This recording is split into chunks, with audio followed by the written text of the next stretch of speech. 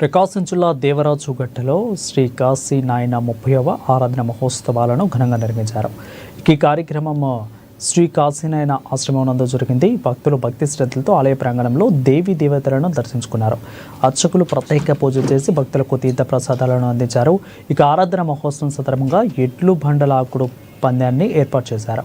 ఇక ఈ పందాన్ని శ్రీశైలం దేవస్థానం మాజీ trust board member doctor Cheppalli Kanakadurga ప్రారంభించారు.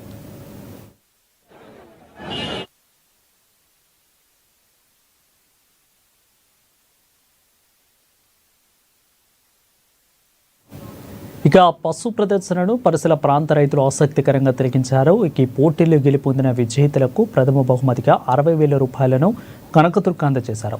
ద్వితీయ తృతీయ బహుమతులను దాతల సహకారంతో అందిస్తున్నట్లు నిర్వాహకులు తెలిపారు.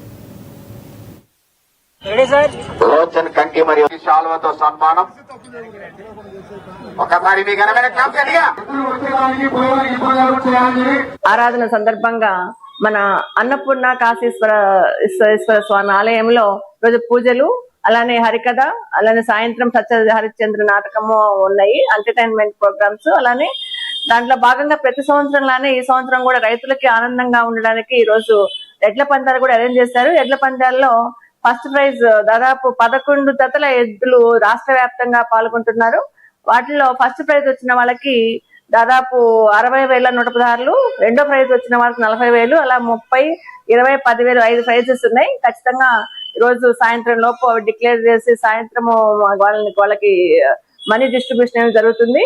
చాలా మంది రైతులు చాలా ఆనందంగా పాల్గొంటున్నారు. అలానే వాళ్ళ అన్నదాన కార్యక్రమం కూడా ప్రతి సంవత్సరంలోనే జరుగుతుంది. దాదాపు 20,000 నుంచి 25,000 దాకా అన్నదానానికి భక్తులు వచ్చి ఈరోజు అన్న సంతర్పణ చేయడం జరుగుతుంది. ఎంతో శ్రమించి దాత సహకారంతో ప్రతి సంవత్సరము కాశీనాయన ఆశ్రమ కమిటీ సభ్యులైన మన అధ్యక్షులు ముతకపల్లి రామిరెడ్డి గారు, అలానే కుందూరు బాలరెడ్డి గారు అన్న, అలానే వెంకటరెడ్డి అన్న, చాలా మంది సలహాదారులు, అలానే గౌరవ సలహాదారులు, అలానే కమిటీ సభ్యులందరూ ఎంతో శ్రమించి ప్రతి సంవత్సరంలానే ఈ సంవత్సరం కూడా భక్తులకి ఈ రోజు మహోత్సవం ఎంతో ఆనందంగా జరపడం చాలా సంతోషకరం. మీకు అందరికీ తెలుసు, కాశీనాయన ఈ ప్రాంత ప్రజలందరికీ సుప్రసిద్ధుడు. ఆయన ఎన్నో మంచి కార్యక్రమాలు చేసి ఎంతో మందికి ఆకలిగా ఉన్న వాళ్ళకి అన్నం పెట్టి ఎన్నో ఆశ్రమాలు, అలానే దేశం మొత్తం తిరిగి ఆయన హిందూ మత ప్రచారాన్ని గావించి ఆయన ఈ రోజు అవధూతగా ఆయన జ్యోతి ఆశ్రమంలో పరమపదించడం మనకందరికీ తెలుసు. ఆయన మనకి చిరస్మరణీయుడు.